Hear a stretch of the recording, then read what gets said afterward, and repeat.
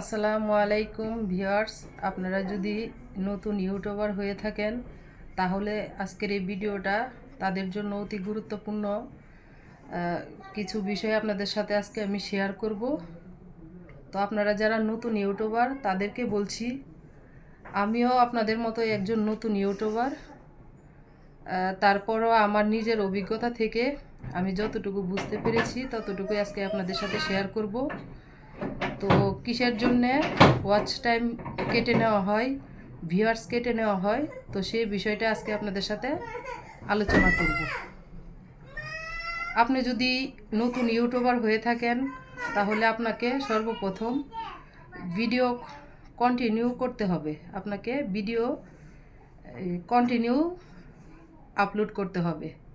আর যদি আপনি মাঝখান দিয়ে অনেক দিন গ্যাপ পড়ে যায়, আপনি যদি ভিডিও দিতে না পারেন, তখন সেই ক্ষেত্রে আপনার ওয়াচ টাইম কমতে থাকবে এবং আপনার ভিউয়ার্স কমতে থাকবে, সেটা কেটে নেওয়া হবে।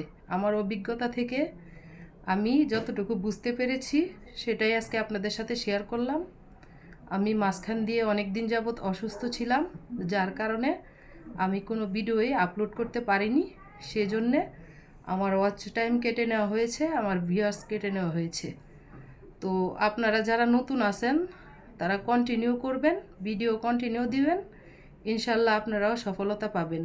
আমার এই ভিডিওতে যদি আপনাদের সামান্যতম উপকার হয়ে থাকে তাহলে একটা লাইক, কমেন্ট, শেয়ার অবশ্যই করে যাবেন। আল্লাহ হাফেজ।